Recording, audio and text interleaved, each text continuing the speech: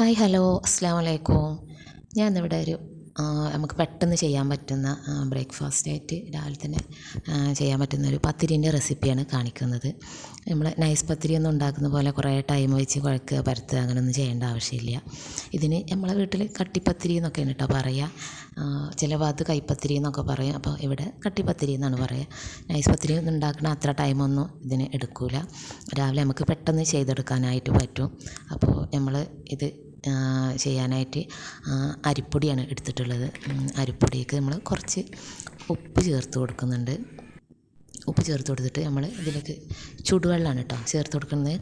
ചുടുവെള്ളം ഒഴിച്ച് കൊടുത്തിട്ട് നമ്മളിതാ ഇതുപോലെ മിക്സാക്കിയിട്ട് എടുക്കുക. ഇനി നമ്മൾ ഇത് കൈ വെച്ചിട്ട് പെട്ടെന്ന് നമുക്ക് കുഴച്ചെടുക്കാം.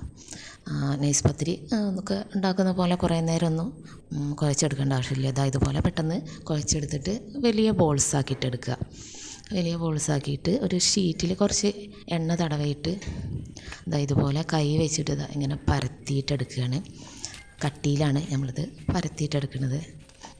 അത്യാവശ്യം കട്ടിയിൽ പരത്തിയിട്ടുണ്ട്. ഇനി ഇതൊന്ന് നമുക്ക് ഒരു പാനിലിട്ടിട്ട് ചുട്ടെടുക്കാം.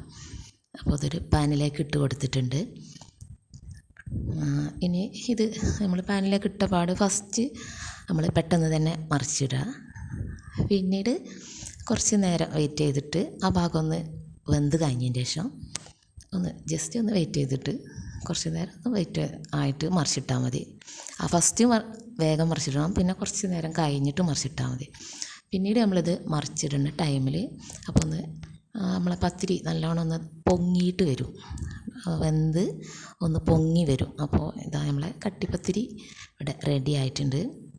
ഇതുപോലെ ചുട്ടെടുക്കുക. ബാക്കിയുള്ളതും ഇതുപോലെ തന്നെ കൈ വെച്ച് ഷീറ്റിൽ എണ്ണ തടവിയിട്ട് എണ്ണയും തടവുക. അതുപോലെ തന്നെ നമുക്ക് പൊടി വേണമെങ്കിൽ അരിപ്പൊടി വിതറിയിട്ട് അങ്ങനെയും കൈ വെച്ചിട്ട് പരത്തിയെടുക്കാം കേട്ടോ.